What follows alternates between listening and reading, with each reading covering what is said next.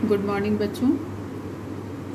हम हिंदी में पढ़ रहे हैं पाठ 9 3 सवाल।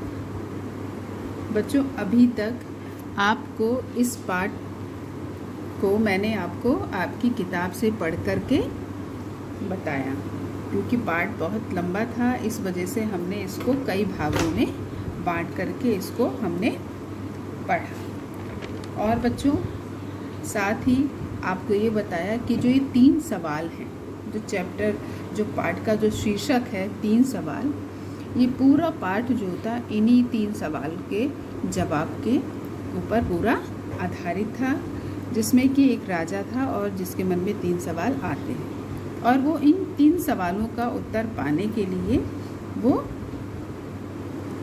साधु के पास जाता है और अंत में उन 3 सवालों का जवाब उसको मिल जाता है। ठीक है, ये हम आपको पढ़ा चुके हैं। अब आज इसके हम शब्दार्थ और प्रश्नोत्तर करेंगे। बच्चों कॉपी में आप तारीख डालेंगे, पाठ डालेंगे, पाठ 9 3 सवाल। आप विषय हिंदी कक्षा 5 ये सब कुछ नहीं लिखेंगे, आप केवल तारीख डालेंगे और पाठ 9 3 सवाल। शब्द अर्थ: यथेष्ट, भरपूर, जितना चाहिए उतना। ठीक है, यथेष्ट का अर्थ होता है बच्चों भरपूर, जितना चाहिए उतना, मतलब कोई कमी नहीं कि अरे इतना ही या ऐसा कुछ नहीं, आपको जितना चाहिए उतना।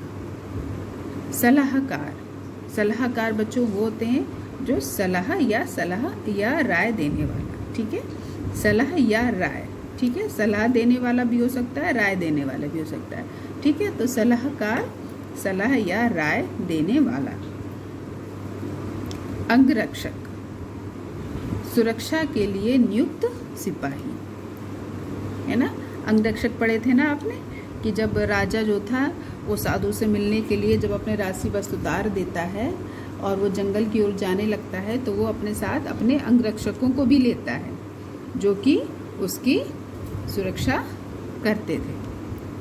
प्रतिशोध, बदला लेने की भावना से किया जाने वाला काम। प्रतिशोध का अर्थ क्या होता है? कभी कभी बच्चों, है ना, हम बदला लेने की नीयत से या भावना से हम जो काम करते हैं वो कहलाता है प्रतिशोध। ठीक है। मन पसीज उठा, मन में दया का भाव उत्पन्न हुआ। रणनीति, युद्ध नीति, रण का मतलब ही होता है युद्ध, है ना, और रणनीति युद्ध नीति। युद्ध नीति मतलब कि यदि युद्ध लड़ रहे हैं तो हम किस तरीके से लड़ें, उसके बारे में जो नीति बनाई जाती है वो कहलाती है युद्ध नीति। ठीक है, तो रणनीति का अर्थ क्या हुआ? युद्ध नीति। अब बच्चों ये शब्द अर्थ है। अब प्रश्न नंबर 1, बोध प्रश्न, उत्तर लिखिए। अब यहाँ पर पाठ के प्रश्न दिए गए हैं जिनका कि आपको उत्तर देना है। पहला प्रश्न है क, प्रश्न नंबर 1 का ही क। राजा के मन में उठने वाले 3 सवाल क्या थे? राजा के मन में जो 3 सवाल उठे थे वो क्या थे? तो उत्तर है, राजा के मन में उठने वाले 3 सवाल थे। पहला सवाल, किसी कार्य को करने का सही समय कौन सा है? ठीक, तो पहला सवाल क्या था बच्चों को? किसी भी कार्य को करने का सही समय कौन सा होता है। दूसरा सवाल क्या था? किसकी बात सुननी चाहिए और किसे टालना चाहिए। और तीसरा सवाल था, सबसे आवश्यक कार्य कौन सा है। ठीक, तो ये राजा के मन में उठने वाले 3 सवाल थे बच्चों। प्रश्न नंबर ख, राजा ने साधु से मिलने के लिए क्या किया? ठीक है, पाठ में पढ़ा था ना आपने कि राजा ने साधु से मिलने के लिए क्या किया था। और जब राजा को पता चला कि एक विद्वान साधु हैं जो उनके प्रश्नों का उत्तर दे सकते हैं, तो उन्होंने उनसे मिलने के लिए बारे में सोचा। लेकिन जब राजा को ये पता चला कि साधु जो हैं वो केवल साधारण मनुष्यों से ही मिलते हैं, साधारण लोगों से ही मिलते हैं, तो इसके लिए राजा ने क्या किया?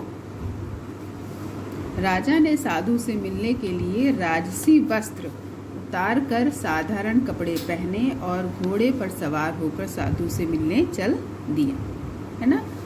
उसने जो राजसी वस्त्र थे जो राजा पहनते हैं वो सारे वस्त्रों को उतारा और एक साधारण कपड़े उन्होंने पहने और वो घोड़े पर सवार होकर साधु से मिलने चल दिया। प्रश्न नंबर ग, राजा का शत्रु उनका मित्र कैसे बना? ठीक है बच्चों, आपको जब पाठ पढ़ाया था तो आपको याद होगा कि जो राजा का जो शत्रु था, भाई पहले तो राजा को नहीं पता था कि उनका शत्रु है ना, लेकिन एक आदमी आया और वो घायल था और राजा ने क्या किया, उसकी सेवा की और उसको क्या किया, उसको पट्टी वट्टी बांधी जिससे कि उसको आराम मिल गया और दूसरे दिन उसको क्या हुआ, होश आ गया। तो राजा के द्वारा अपने प्रति सेवा भाव को देखकर उसका मन आत्मग्लानि से भर गया और अपनी जान बचाए जाने के कारण उसने राजा से माफ़ी मांगी। इस प्रकार राजा का शत्रु उनका मित्र बन गया। अब बच्चों, जब उसके शत्रु ने देखा, भाई वो तो राजा को पहचानता ही था, तो राजा को देखा कि राजा ने कैसे उसके प्रति क्या किया है, बिल्कुल उसकी सेवा की है, और ये देख करके उसका जो मन था वो क्या हुआ कि आत्मग्लानि, मतलब उसको अपनी जो गलती थी उसका बोध हुआ और उसने अपनी जान बचाए जाने के कारण क्या करी, राजा से माफ़ी मांगी। इस प्रकार राजा का शत्रु उनका मित्र बन गया। प्रश्न नंबर घ, घायल व्यक्ति ने होश आने पर अपने बारे में राजा से क्या बताया? जो घायल व्यक्ति था, जब उसको होश आया तो उसने राजा से क्या बताया बच्चों अपने बारे में? उत्तर, घायल व्यक्ति ने होश आने पर अपने बारे में राजा से कहा कि आप मुझे नहीं जानते, मैं आपको जानता हूँ, मैं आपका शत्रु हूँ। आपने मेरे भाई को फांसी की सज़ा सुनाई थी, उसकी संपत्ति जब्त कर ली थी। मैंने तभी आपसे प्रतिशोध लेने की कसम खाई थी। मुझे मालूम हुआ आप साधु के पास अकेले आए हैं। मैंने सोचा था जब आप वापस लौटेंगे तब मैं आपकी हत्या कर दूंगा, लेकिन पूरा दिन बीतने पर भी आप नहीं लौटे। जब मैं आपको खोजता हुआ इस तरफ आ रहा था, आपके अंगरक्षकों ने मुझे पहचान लिया। उन्होंने मुझे मारने की कोशिश की पर मैं बच गया। तो बच्चों, जो घायल व्यक्ति था उसने अपने बारे में राजा को सारी बात बता दी कि वो कौन व्यक्ति है और वो राजा से क्यों बदला लेना चाहता है।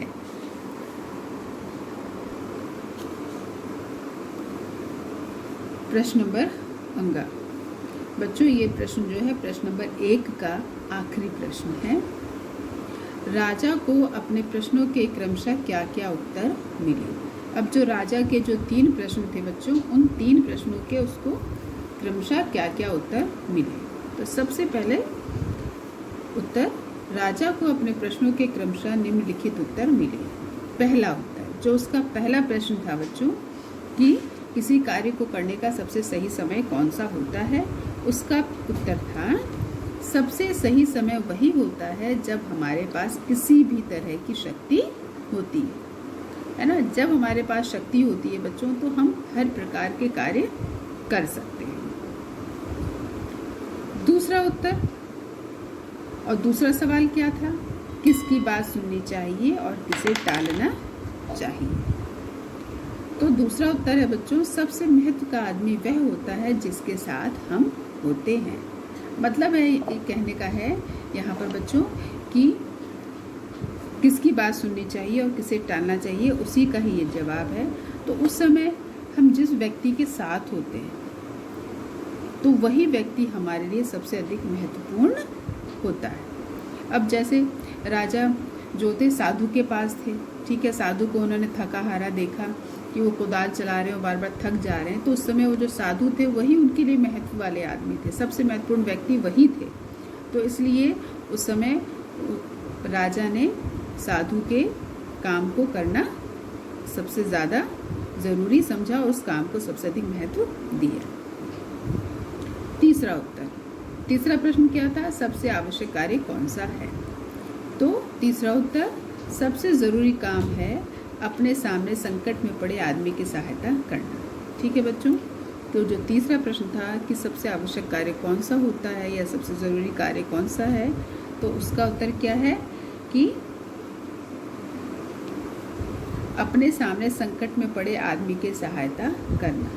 मान लो कोई भी व्यक्ति संकट में पड़ा हुआ है तो उसकी सहायता करना सबसे आवश्यक है, सबसे ज़रूरी काम वही है। जैसे कि राजा ने सबसे पहले जो साधु थे उनकी सहायता की, फिर जब वो घायल व्यक्ति आ गया तो उस घायल व्यक्ति की उन्होंने क्या करी? सहायता करी, उसकी सेवा करी, तो वो उसके लिए सबसे ज़्यादा ज़रूरी काम था।